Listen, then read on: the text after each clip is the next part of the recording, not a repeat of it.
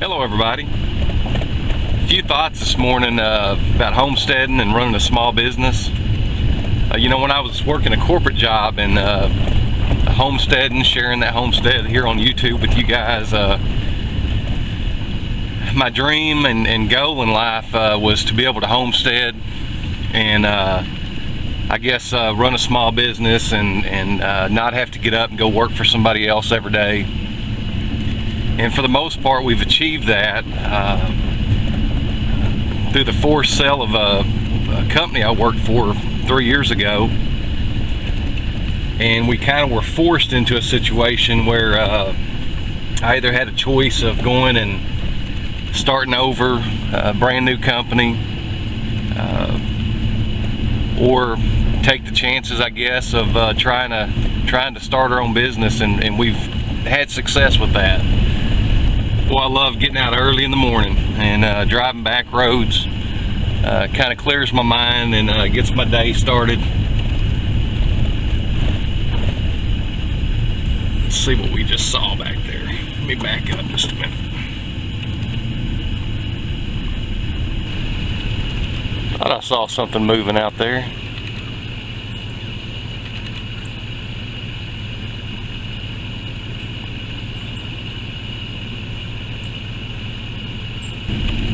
Anyways, what I was the point I was making for I spotted those deer. I guess one of the way we've kind of set our business up is going through a corporate sellout. I've kind of positioned ourselves where we don't count on any one source of income now. We've created a situation where we've got multiple sources coming in. We sell online. We've got a couple of antique booths we sell our wares at, and we also do festivals. And one of the adjustments that we've had to make is, there's peaks and valleys in this.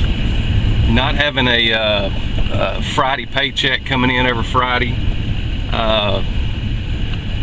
really took some time for us to adjust to the fact that we no longer can live a paycheck to paycheck type lifestyle, and we have to save what we can when we can. You never know, a festival that has always been your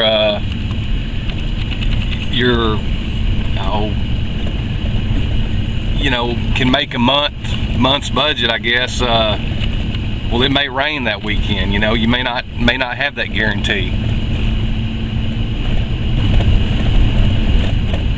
Me and Gina joke from time to time. Sometimes we have beans and frank weeks, and sometimes we just have bean weeks.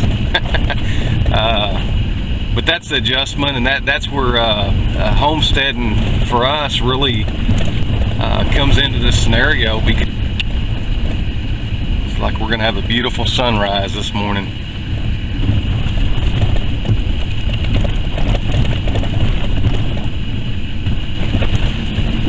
Greg from Michigan commented here a while back that he thought it might be a good idea, you guys, to be able to see kind of what we do, where we sell our stuff. And I think we get back to town here in a few minutes. I think I'll just kind of share briefly our antique booths with you guys.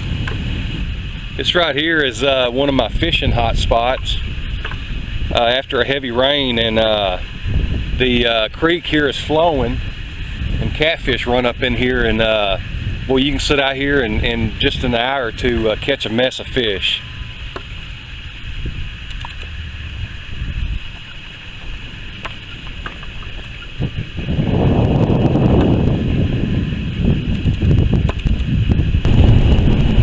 When I first started building barbed wire displays, selling them on eBay years ago, I used to drive these back roads, and you could find just rows and rows of barbed wire that people would dispose of in the ditches and all.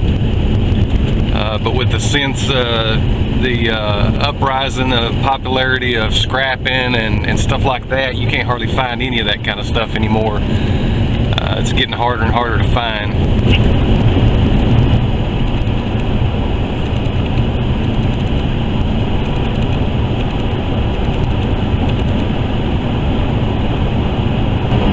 What a beautiful morning.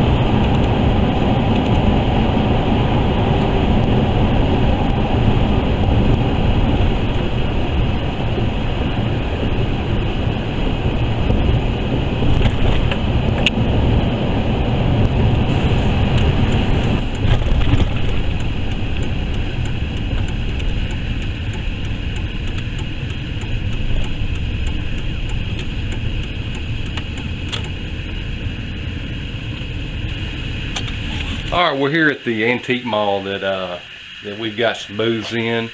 This is our first booth here. This farmhouse table here, the base of the table was a trash find. The top of it wasn't any good, so I built the farmhouse top and kind of married those two pieces together. I think it came out pretty good. And then also the toolbox, the old toolbox here. I build those out of scrap wood. You know, we paint signs, anything that we can repurpose old wood and be able to make a little money on. And that black bookcase there in the middle, I built that out of some scrap plywood I had left over from a shop project I was working on.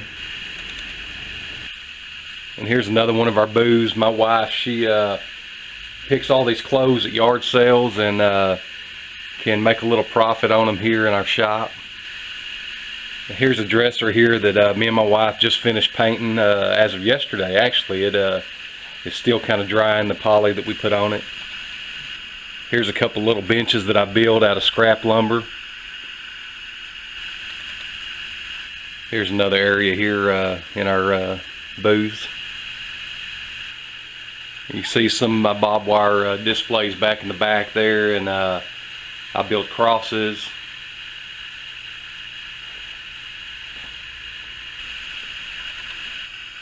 Here's a Chinese opium pipe that I picked up yard sale here about a month ago.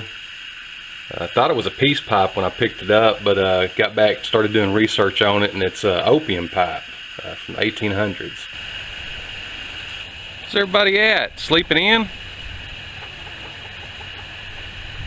Huh? Everybody sleeping in this morning?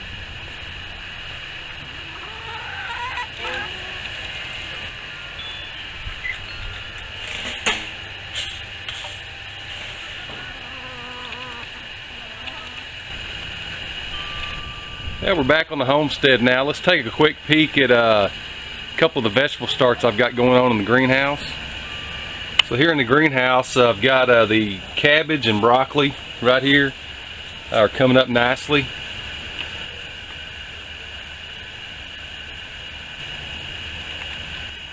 And the other three trays there haven't started to germinate yet. Over here I've got some sweet peas coming up. And then there in the middle I've got, these are Brussels sprouts coming up here. And then my lettuce is just starting to, you can't hardly see it, but it's just starting to germinate here. Well, I hope you enjoyed the ride along this morning and kind of seeing our little antique booths we've got going on to generate some income here on the homestead. Got some big plans this year, the garden and all. I've got my garlic out, I got some greens in the garden. I had a couple of good sized rows of collards, and it got down to 8 degrees here about 2 weeks ago and damaged them pretty good. But hope you guys have a great day today, and we'll see y'all later.